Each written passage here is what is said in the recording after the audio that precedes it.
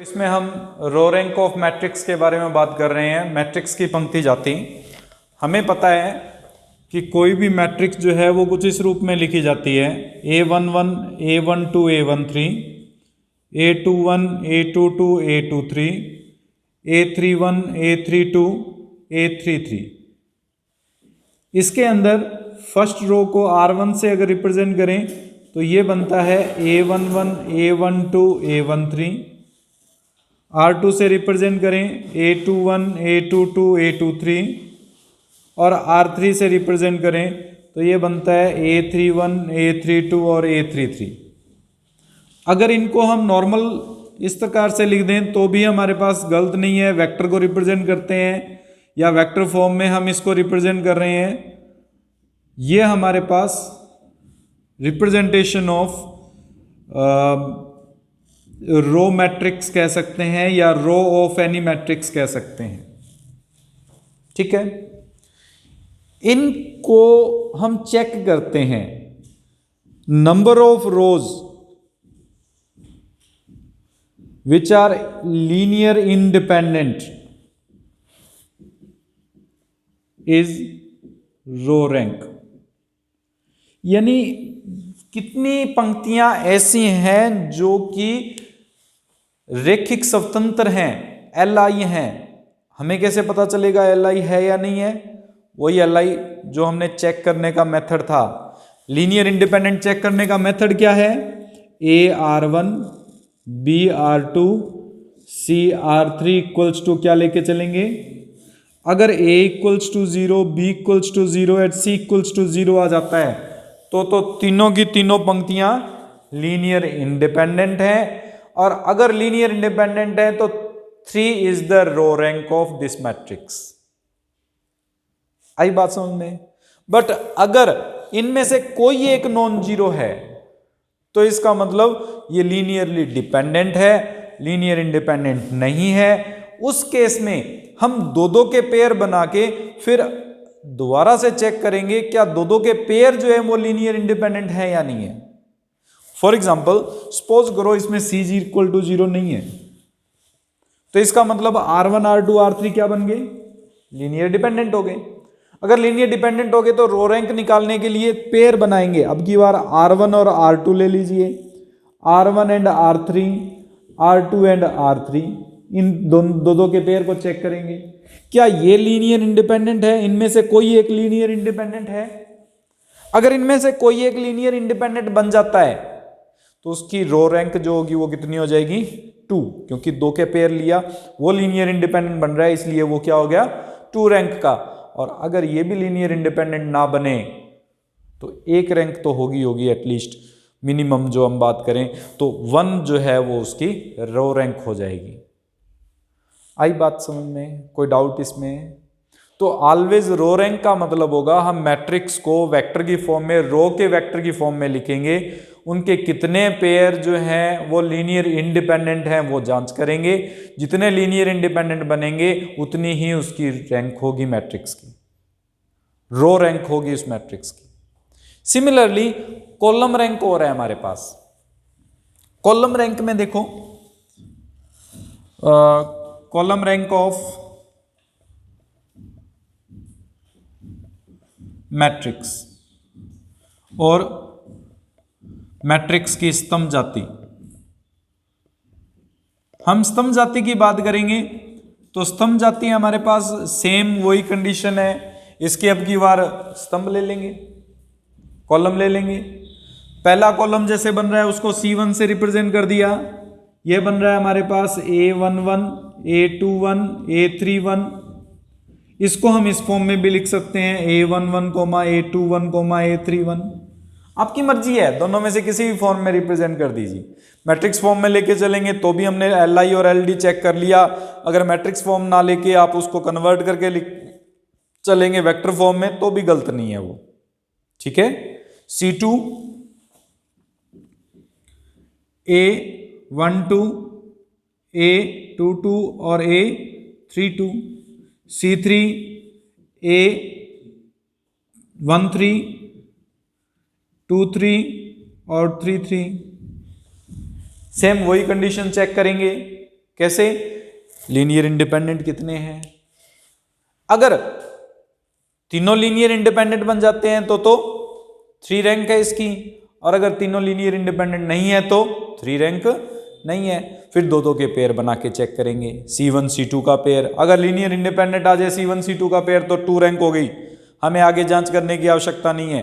और अगर वो LD बन जाए तो L2 L3 को चेक करो, वो भी LD बन जाए तो L1 L3 को चेक करेंगे। अगर तीनों पेयर में से कोई एक पेयर लीनियर इंडिपेंडेंट बन जाए तो उसकी रैंक जो होगी वो कॉलम रैंक जो होगी वो 2 हो जाएगी। और अगर लीनियर इंडिपेंडेंट ना बने, सारे के सारे लीनियर डिपेंडेंट बन जाए तो कॉलम रैंक 1 हो जाएगी, उससे एक कम पर लेके चलेंगे फिर। या तो आई बात समझ में? कोई डाउट इसमें रो रैंक और कॉलम रैंक में? इसमें एक और आता है, किसी भी मैट्रिक्स की rank, rank of matrix. Rank of matrix को किससे रिप्रेजेंट करते हैं? रो से, रो ऑफ ए। ये जो है row rank of matrix equals to column rank of matrix. यानी अगर रो रैंक और column rank of matrix equal हो तो वो रैंक ऑफ मैट्रिक्स कहलाएगी, उस मैट्रिक्स की रैंक होगी। सपोज करो रो रैंक भी 3 आई, कॉलम रैंक भी 3 आ गया, तो इसका मतलब इस मैट्रिक्स की जो रैंक है वो कितनी है? 3 है। हमें कुछ आइडेंटिफाई करने की जरूरत नहीं है, डायरेक्ट हम लिख देंगे कि उसकी रैंक 3 के इक्वल है मैट्रिक्स की। आई बात समझ में? कोई डाउट इसमें? मैट्रिक्स कैसे होंगी? एक तो छोटी सी कंडीशन ये कि तुल्य जो मैट्रिक्स होती हैं या इक्वलेंट मैट्रिक्स होती हैं, वो इक्वलेंट मैट्रिक्स इक्वल मैट्रिक्स नहीं है, इक्वलेंट है, इक्वल नहीं है। इक्वल हो तो नॉर्मल कंडीशन है, ए और बी इक्वल कब होते हैं? जब उनके ऑर्डर इक्वल हो, उनके कॉरस्पॉन्डिंग एलिमेंट्स इक्वल हो। बट यहां इक्विवेलेंट लिख रहे हैं, इक्वल नहीं है। तुल्य मैट्रिक्स लिख रहे हैं, बराबर समान मैट्रिक्स नहीं लिख रहे, दोनों में अंतर है। किसी भी एक मैट्रिक्स ए को दूसरी मैट्रिक्स बी के अगर तुल्य मैट्रिक्स है तो उसको हम इस फॉर्म में लिखेंगे, एक लाइन लगा के, इक्वल नहीं लिखेंगे उसमें। इसका मतलब A is equivalent to B, A B के तुल्य है। अब ए बी के तुल्य या बी ए के तुल्य बनेगा कैसे? प्रारंभिक रूपांतरण किए थे हमने। प्रारंभिक रूपांतरण का मतलब पंक्ति यानी एलिमेंट्री ट्रांसफॉर्मेशन। एलिमेंट्री ट्रांसफॉर्मेशन में हमने किया था कि किसी रो में या किसी कॉलम में चेंज करते हैं, कोई पंक्ति या कोई स्तंभ में परिवर्तन करते हैं। अब पंक्ति और स्तंभ में अगर परिवर्तन कर दें, मैट्रिक्स तो नहीं बनेगी। जैसे मान लो आपके पास ये दे दिया जाए 1 5 7 2 3 4, आप इसमें R2 में चेंज कर देते हैं R2 माइनस R1, नई मैट्रिक्स क्या बन जाएगी? 1 5 7 1 -2 -3, ये बनेगी। अब ये जो नई मैट्रिक्स बनी है ये इक्विवेलेंट मैट्रिक्स होगी इस मैट्रिक्स की। यानी किसी मैट्रिक्स में एलिमेंट्री ट्रांसफॉर्मेशन करने के बाद बनी नई मैट्रिक्स जो है वो हमारे पास इक्विवेलेंट मैट्रिक्स कहलाती है। अब वो रो में भी चेंज हो सकते हैं, कॉलम में भी चेंज हो सकते हैं। कोई जरूरी नहीं है कि ओनली रो में ही करने हैं या ओनली कॉलम में ही करने हैं, हम कॉलम में भी परिवर्तन कर सकते हैं। फॉर एग्जांपल अगर मैं इसमें ये चेंज कर दूं, C2 में चेंज कर दूं C2 माइनस C1, ये बन जाएगा 1 4 7 1 -3 ये ए मैट्रिक्स है, ये बी मैट्रिक्स है और ये सी मैट्रिक्स है। ए जो है वो इक्विवेलेंट है बी के, बी जो है वो इक्विवेलेंट है सी के, ए जो है वो इक्विवेलेंट है सी के, एक दूसरे के इक्विवेलेंट है। इनमें कोई ना कोई एलिमेंट्री ट्रांसफॉर्मेशन करते हुए हमने न्यू मैट्रिक्स बनाई है। तो कोई भी मैट्रिक्स में एलिमेंट्री ट्रांसफॉर्मेशन करने पर अगर मैट्रिक्स जो न्यू मैट्रिक्स बनती है उसे हम equivalent to the first matrix कहेंगे। आई बात समझ में? इक्विवेलेंट मैट्रिक्स पता चल गई क्या है? तुल्य मैट्रिक्स यानी प्रारंभिक रूपांतरण करने के बाद नई मैट्रिक्स जो बनेगी उसे हम तुल्य मैट्रिक्स कहते हैं। सिंपल सी परिभाषा, ठीक है। इसके कुछ गुणधर्म है वो भी मैं अभी लिखवा देता हूं। Properties of equivalent relation.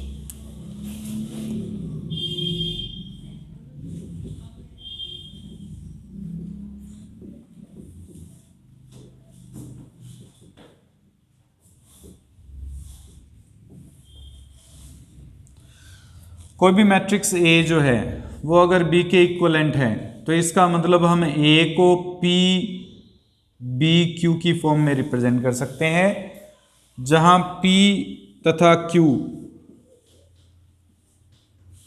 कोई भी व्युत्क्रमणीय मैट्रिक्स है। व्युत्क्रमणीय मैट्रिक्स यानी इन्वर्टिबल मैट्रिक्स है। पहला हमारे पास इसमें प्रॉपर्टी है इसकी कि अगर ए और बी कोई भी दो मैट्रिक्स हैं, वो अगर इक्वलेंट मैट्रिक्स है तो पी और क्यू दो मैट्रिक्स इस प्रकार की होंगी जिनका बी से मल्टीप्लाई या ए से मल्टीप्लाई करने पर दूसरी मैट्रिक्स बन जाए। यहां पी क्या है, रो ट्रांसफॉर्मेशन को रिप्रेजेंट करता है और क्यू क्या करेगा, कॉलम ट्रांसफॉर्मेशन को। ठीक है, भी जो रो ट्रांसफॉर्मेशन कर रहे हैं या जो कॉलम ट्रांसफॉर्मेशन कर रहे हैं उनको अगर एक मैट्रिक्स की फॉर्म में रिप्रेजेंट कर दिया जाए तो रो ट्रांसफॉर्मेशन और कॉलम ट्रांसफॉर्मेशन को अगर बी से मल्टीप्लाई करेंगे ऑलवेज क्या बनेगा, वापस मैट्रिक्स, नई मैट्रिक्स आएगी, उसे हम इक्विवेलेंट मैट्रिक्स कहेंगे। तो दो मैट्रिक्स ऐसे, नॉन जीरो मैट्रिक्स ऐसे जरूर होंगे जिनका मल्टीप्लिकेशन किसी एक मैट्रिक्स के साथ करने पर दूसरी मैट्रिक्स प्राप्त हो जाएगी। इसे हम फर्स्ट प्रॉपर्टी कहते हैं। ठीक है, सेकंड प्रॉपर्टी, अगर A matrix and B matrix equivalent matrix है तो rank of A and rank of B equal होंगे। यानी अगर ए और बी इक्विवेलेंट मैट्रिक्स है तो उनकी जाति इक्वल आएगी, रैंक जो होगी वो हमेशा इक्वल रहेगी, रैंक पर कोई इफेक्ट नहीं पड़ेगा। ठीक है, जैसे इसकी रैंक अगर हमारे पास 2 है तो इसकी भी रैंक 2 आएगी, इसकी भी रैंक 2 आएगी।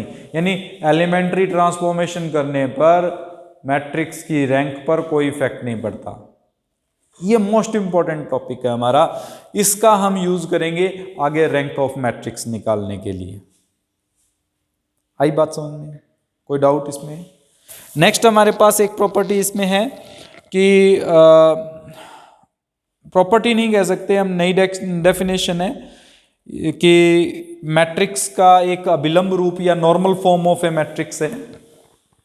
पास मैट्रिक्स का अभिलंब रूप या नॉर्मल और conical form of A matrix. तो कोई भी मैट्रिक्स को अगर हम इस रूप में व्यक्त कर दें IR 0 0 0, या एक आइडेंटिटी मैट्रिक्स और 0, या एक हमारे पास इस फॉर्म में बन जाए IR 0, या अकेली हमारे पास कोई भी मैट्रिक्स IR की फॉर्म में बन जाए, तो इसे अभिलंब रूप कहते हैं या नॉर्मल फॉर्म कहते हैं। फॉर एग्जाम्पल, एक मैट्रिक्स हम कुछ इस प्रकार से लिख दें 1 0 0 1 0 0 0 0, तो ये इस रूप की मैट्रिक्स है। ये आइडेंटिटी मैट्रिक्स में कन्वर्ट हो गई, बाकी जो है वो 0 0 की फॉर्म में है। ठीक है, या फिर हम इस फॉर्म में लिख दें 1 0 0 1 0 0, ये इस रूप की हमारे पास मैट्रिक्स है। आइडेंटिटी मैट्रिक्स 1 0 0 1 की फॉर्म में बन गई, नीचे 0 0 आ गई सारी की सारी। ठीक है, या फिर हम इस फॉर्म में रिप्रेजेंट कर दें जैसे 1 0 0 1 0 0। तो कोई भी मैट्रिक्स है उसमें हम क्या करें, इकाई अवयव बना दें एक कॉर्नर में, बाकी एलिमेंट सारे क्या बन जाएं, 0 बन जाएं, तो उसे हम अभिलंब रूप कहते हैं, नॉर्मल फॉर्म कहते हैं या कॉनिकल फॉर्म कहते हैं। फॉर एग्जाम्पल, आपके पास ये आ जाए 1 2 3 3 5 6 4 2 1। अभिलंब रूप में बदलने के स्टेप्स बता रहा हूं अब इसमें। सबसे पहला स्टेप, ये 1 बनना चाहिए, है नहीं होता तो डिवाइड या सब्ट्रैक्ट या मल्टीप्लाई करके किसी न किसी तरह से इसको 1 बनाना था। ठीक है, अब 1 बना हुआ है तो हम क्या करेंगे, सबसे पहले इन दोनों को 0 बना लेते हैं। कैसे बनेंगे ये दोनों 0? R2 में चेंज, R2 माइनस, इसके लिखने का तरीका कुछ अलग होता है बेटा। अपने इस मेथड से लिख रहे हैं, ये क्या लिखते हैं R21 माइनस 3, बुक में जो लिखा हुआ है। इसका मीनिंग क्या है कि R2 में चेंज कर रहे हैं क्या, R1 को -3 से मल्टीप्लाई करके और फिर जोड़ रहे हैं, ऐड कर रहे हैं, बात एक ही है। ठीक है, उसका रिप्रेजेंटेशन कुछ अलग है, अपना रिप्रेजेंटेशन अलग है, उसके रिप्रेजेंटेशन के अकॉर्डिंग करना चाहें तो ये मीनिंग है इसका कि R2 में चेंज कर रहे हैं, क्या चेंज कर रहे हैं, R2 में से -3R1 ऐड कर रहे हैं। ये एडिशन को रिप्रेजेंट करेगा हमेशा।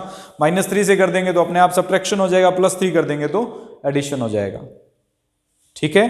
पर अपने ये रिप्रेजेंटेशन शॉर्ट में ना देकर जो हम स्टार्टिंग से करते आ रहे हैं उसी को लेके चलते हैं ताकि याद रहे। कोई डाउट इसमें? चेंज करो, क्या बना,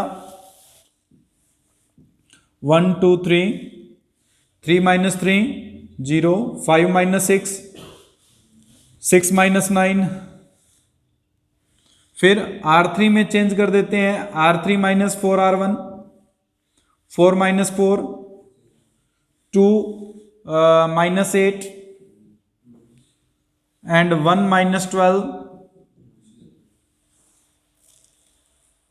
अब इन दो को जीरो बनाएंगे। इन दो को कैसे जीरो बनेगा, C2 में चेंज, C2 - 2 C1, C3 में चेंज, C3 - 3 C1, 1 0 0, 0 - 1 - 6, 0 - 3 - 11। कोई डाउट? इसको 1 बनाना है, बन जाए तो बहुत अच्छी बात है, वरना डिवाइड करके भी बनाया जा सकता है। यहां पे ये माइनस का इफेक्ट आ रहा है तो माइनस से मल्टीप्लाई कर देते हैं। अगर R2 मल्टीप्लाइड बाय -1 तो क्या बनेगा, 1 0 0, 0 1 3, 0 -6 -11। अब इस 1 के नीचे इसको जीरो बनाना है, इसको जीरो बनाना है, 6 टाइम्स करके ऐड कर दें तो क्या चेंज होगा, R3 में चेंज, R3 + 6 R2, 1 0 0, 0 1 3, 0 0 और 6 टाइम 6 3 18, 7 आ जाएगा। आई बात समझ में? इसको जीरो बना दो, C3 में चेंज, C3 - 3 C1, C2, ये बन जाएगा 1 0 0, 0 1 0, 0 0 7 और लास्ट में C3 में C3 डिवाइडेड बाय 7, 1 0 0, 0 1 0, 0 0 1। ये अभिलंब रूप में परिवर्तित हो गया, हमारा नॉर्मल फॉर्म बन गई बस। 7 का डिवाइड,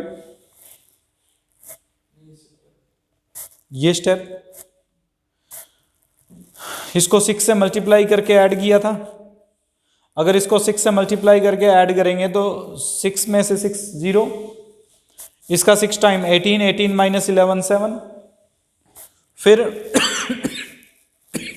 इसको कॉलम को चेंज कर रहे हैं, C2 को 3 टाइम्स करके इसमें से सब्ट्रैक्ट कर रहे हैं, 3 - 3 0, 0 - 0 और 7 - 0 तो 7 ही रहेंगे, कोई इफेक्ट ही नहीं पड़ेगा। और इसको 1 बनाना था, 7 से डिवाइड कर दिया।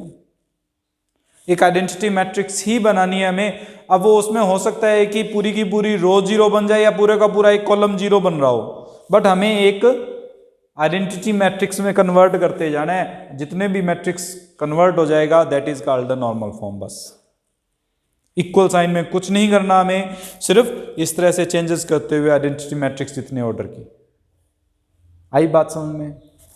सपोज करो इसमें एक और रो दे दी जाती, हम लेट करके चल रहे हैं, ये भी 4 2 1 दे दी जाती सपोज करो, तो क्या करते, यहां पे चेंज करते, क्या R4 में चेंज करते, R4 - 4 R1 करते, ये बनता 4 R1 करते ही यहां पे क्या बनता, 0 - 6 - 11 सेम आता। फिर हम क्या करते, यहां चेंज करते, ये तो सेम ही रहता, इसमें कोई इफेक्ट नहीं, यहां 0 - 6 - 11 आता, इसको हम माइनस से मल्टीप्लाई करते, 0 - 6 - 11 बनता। यहां पे हम क्या करते, R3 में से 6 R2, R4 में से भी क्या कर देते हैं 6 R2 ऐड कर देते, इसको 6 टाइम्स ऐड करते तो ये भी क्या बन जाता, 0 0 0 क्या बन जाता 7। यहां पे ये सेम कंडीशन अप्लाई करते, इसमें भी सेम कंडीशन अप्लाई करते, C3 में डिवाइड किया था हमने 7 का, तो ये 0 0 7 था, यहाँ 0 0 क्या बन जाता, 1 बन जाता। इस 1 को भी 0 बना लो।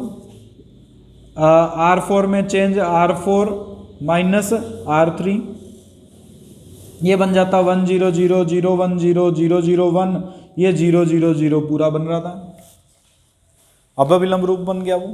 वो कितने भी ऑर्डर की मैट्रिक्स हो सकती है, 3/4, 4/3। हमें क्या करना है, आइडेंटिटी मैट्रिक्स में कन्वर्ट करना है। जिस ऑर्डर की आइडेंटिटी मैट्रिक्स बन जाएगी वो उसका आंसर हो जाएगा।